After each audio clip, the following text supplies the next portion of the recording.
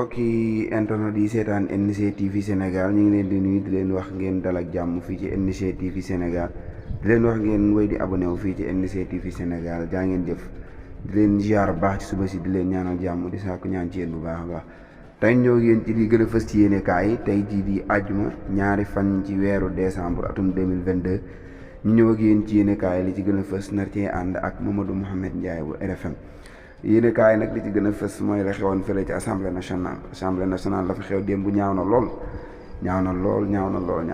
ñaari député yi sot benn député bu jigéen muy kàddu muy daal loo xam ne moom rafetul moom vraiment ki dóor ak kin dóor ak ñoom ñëpp liñ def ñaaw na lool mbokk yi deru Sénégal lañ yàq. ba tey tamit li gën a fës ci yéene kaay tamit Macky Sall doon na inauguré li nga xamante ni mooy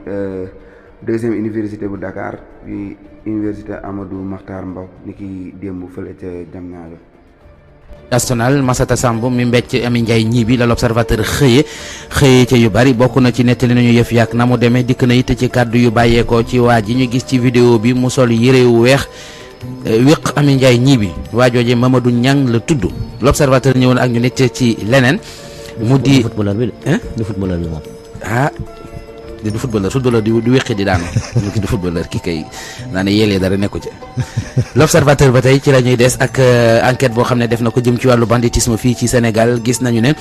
ni ñuy agressé ak di leen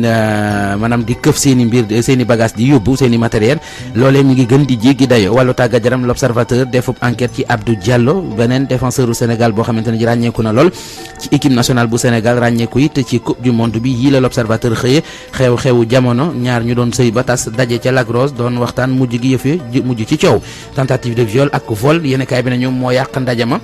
mi ñu doon amal ñoom ñaar ñoo ñilee Soleil national moom leneen la xëye inauguration université Amadou Mahtar Mbow ba ca Diamniadio ak njiitu réew mi Macky Sall mi nga xamante ne ji kon moo ko def naka démb Ismaïla Madior Fall ci xët mu njëkk Sud Quotidien moo ko Aminata Touré yéenekaay bi di Sud nañu wax nañ ko lu jëm ci mbiri troisième mandat ci assemblée nationale bi nga xam ne sax ci xeexoo la mujje waaye Ismaïla Madior Fall fi mu toog la toog yëgalu yëfi yaramam libération dikk ak ñun ci rapport ARMP 2020-2021 lu aju ci njuuj njaaj yu bari ñi ngi ko def ci jamonoy coronavirus ji Le Quotidien xëy ñu xamal ne assemblée nationale benn député moom la fa bu jigéen moom la fa ay moromi député duma ba mu kon ba dañ ko mujj évacuer yéenekaay bi comme yéen ñi nekk ci cinéma da ngeen di faral di wax clap de fin moom claque de fin la bind enquête ñëw ak ñun ci assemblée nationale ak la fa xew démb nee na député gladiateur la ñu gis Walf Quotidien moom gis ne république bi ci boppam la ñu mbéj direct news ne ñu rupture bañ doon xaar doon ci am yaakaar ci assemblée ana kon fan la féete yéen kay bii di Les Échos dikk ak ñun ci Ami Ndiaye mi mu ne dafa wan na lor jamono ji jigéen ju wérul la démb dañu ko duma ci assemblée nationale loolee la xëye moom yéen kay bii di Les Échos yéen kay beneen mu di Source A moom it xëy ñu xamal ne Ami urgence la mujjee le témoigné nañu assemblée nationale mujj naa doon arène gladiateur naka démb Tribune nañu ñaari député